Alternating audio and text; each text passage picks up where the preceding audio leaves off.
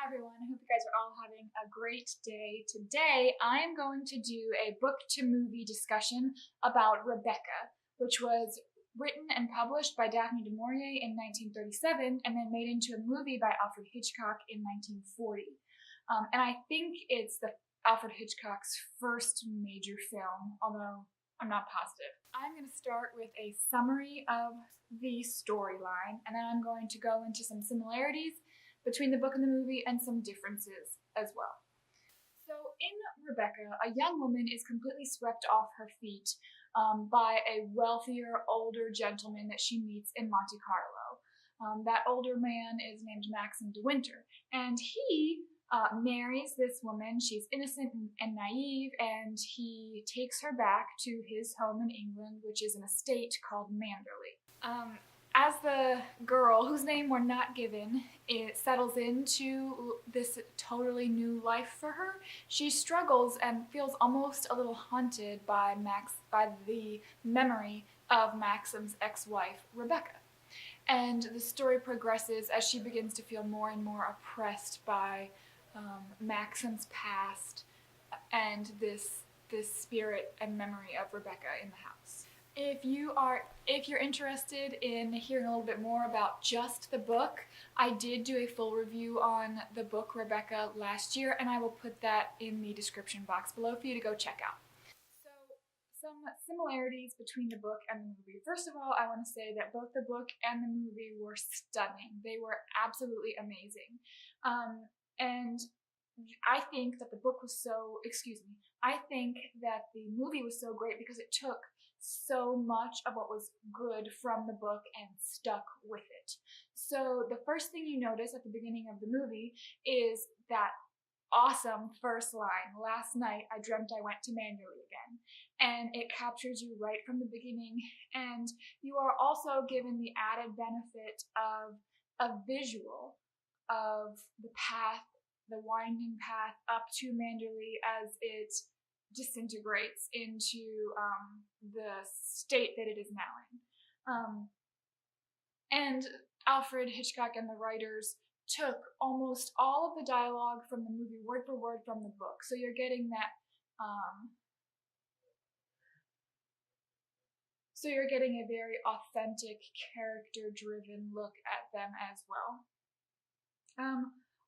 And speaking of that, in both the book and the movie, the character development is superb for all three of the main characters. The young woman, whose name we don't know, from Maxim de Winter, and from Mrs. Danvers, the maid. You get to see the depth of their characters, how well they're constructed and built, and how they develop over the course of the movie, for better or for worse, depending on the character. And then the last similarity I want to talk about is the setting. Now, Rebecca, the book, really relies on color as a descriptor in the setting. It's very vivid. Everything from the rooms in the house, like the morning room or the bedrooms or the grounds, the gardens and the woods that they walk through, and the water and the weather. It's all very color driven. And I was wondering how they were going to master this in a black and white film. But even though Alfred Hitchcock did not have color to rely on in this case, he still did an excellent job of setting the mood with the character shots and the lighting, and it was excellent. The mood in the movie is exactly like the mood in the book. It's dark and creepy and mysterious, but also elegant. Now for some differences. One major difference I noticed was that I liked the main character in the movie more than I liked the main character in the book. My biggest complaint with Rebecca as a book is that I didn't buy how naive the main character was. I never would have fallen, as a reader, I did not fall for the tricks that she was falling for. I didn't believe that Maxim loved Rebecca. I felt that there was something more going on. But the main character in the book totally falls for that, and she thinks that her husband doesn't love her. But in the movie, because Laurence Olivier is such a great actor, and because Mrs. Danvers sells her role so well, I felt a lot more compassion for that young new wife who was naive but also sweet and humble and kind and caring. And her humility was really well portrayed, and I felt a lot more compassion for her as a character, far more than I did for the main character in the book, which I think should be attributed to the acting, because as I've said earlier, the dialogue is almost exactly the same. All three of those main actors did a superb job at selling their part.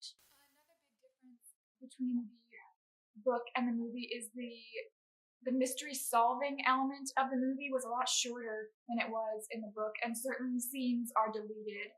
So in the movie, after Rebecca's body is found and we realize that Maxim is not who we think he is, the movie skips several scenes. So you go straight to the courthouse scene, and then you go straight to London, where they're solving that final piece of the puzzle. But in the book, all of that is more drawn out, and you're given a clearer picture of everybody's role in the mystery, and also the wife is taken along. So she, because the story is told from her perspective. And obviously, they took those parts out of the movie because they felt that they weren't necessary, and also because you have a more omniscient point of view in a movie. The wife doesn't have to be in every scene in order to tell the story, whereas in the book, the wife had to be in every interview so that we as the reader would see what was happening. But you get a lot more freedom, I suppose, when you're making a movie. And then the final difference is the ending of the book and the movie. They're almost exactly the same. Manderley, as Maxim and his wife are returning to Manderley after solving this big mystery and figuring out why Rebecca killed herself, see the orange light in the distance, and they realize that Manderley has burned down. But in the movie, you get to see what happened that night. You get to see Mrs. Danvers going completely insane, burning down the house and dying in the house with it. But the house burns down, but Mrs. Danvers is never found. So does she burn the house down? Does she die in the house? Does she burn the house down so that she can die with Rebecca? You don't know, and you're not even certain that Mrs. Danvers is the one who burns down the house. Maybe there's something a bit more mysterious going on, because Rebecca's memory is so powerful in the book that it's almost like a presence, almost like a haunting. So, did Rebecca burn down the house? I don't know. Now, I agree with the movie's interpretation of the ending, but I liked that Daphne du Maurier left the ending a bit more open-ended for the reader. I thought that it was a nice touch that was in keeping with the overall mood of the story. I would definitely recommend that you do that soon, because while Rebecca is a classic, it is very accessible and it's so well written, and you're gonna get lost in the story, and it's beautiful. It's also a classic written in the 30s, so it's not like you're trying to read Jane Austen or something. And then the movie, while it's in black and white, and it's going to feel so archaic to us, and especially people of my generation, it's totally worth your time.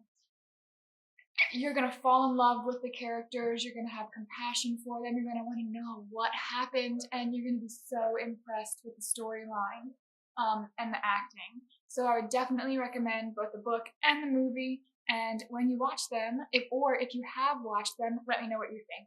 Thanks, guys. Have a great day. Bye.